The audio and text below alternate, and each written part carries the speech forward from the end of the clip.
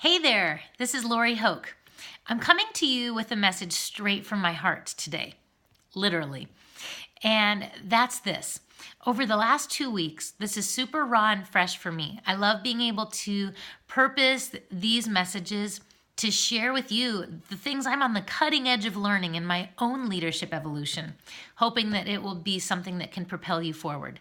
I want to explore the idea this morning with you of being heart-centered.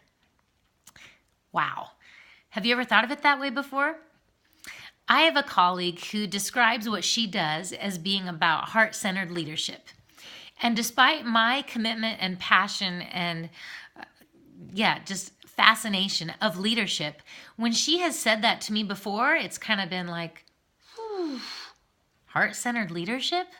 I didn't really have a grid for even what she was talking about there, which shows that I had some work to do in being able to get to the heart level in my own life and experience as well. But it's beginning to make sense to me now. I have spent much time this last month in my own personal development, and an experience with some particular colleagues brought this to the surface for me, brought this to my level of consciousness where I could see and understand, Am I leading myself and those around me from the heart?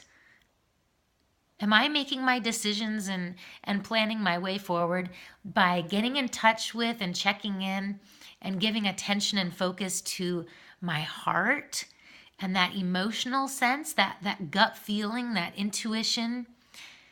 Or am I leading primarily from my head? What I'm discovering in this, and you can see if it's true for you as well, but wow, my mind tries to keep things neat and tidy in a way that makes sense. Things have to make sense to the logical mind. They have to be somewhat predictable, certain, safe, familiar, rational. The list goes on and on. But when we lead from our heart, it's a totally different ballgame. We're trusting that emotional sense to be our guide. I have a dear friend that calls our emotions and that feeling from within our internal guidance system. I didn't realize how little attention I was giving to that unless it was in these epic circumstances where things were in such a desperate place and my heart felt so restless, like it did in 2008 and a few times since, that it demands me to pay attention to my heart. See, in 2008, life in San Antonio, where my husband and I were residing at the time, I suddenly felt like we couldn't keep doing what we'd been doing. My heart was becoming disengaged and violently restless. I'll spare you all the details, but to make a long story short, my husband and I knew from the heart level that we had to make an epic leap. A change, a transition, something huge had to shift.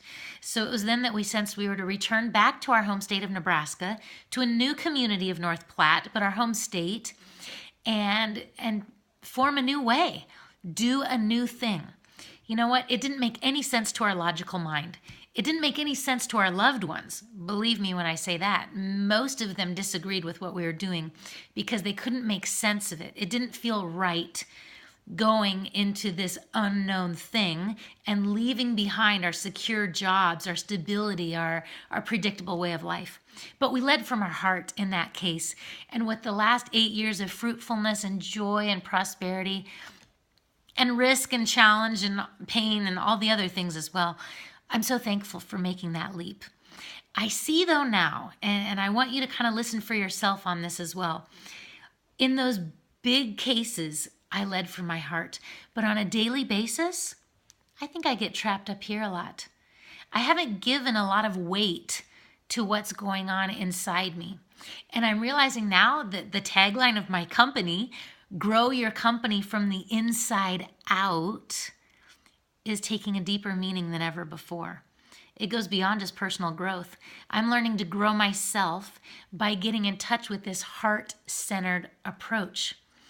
This became really real for me over the last week when I was further exploring how often do I make decisions from what my heart feels? How often am I even acknowledging or pausing to think about what my heart is feeling versus my head's response, this intellectual, logical sense?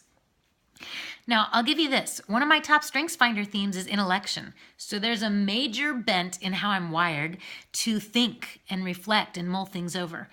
But boy, it has cost me at times to overthink, to second guess myself, to hesitate, to be stuck in inaction and indecision because there's a conflict between here and here.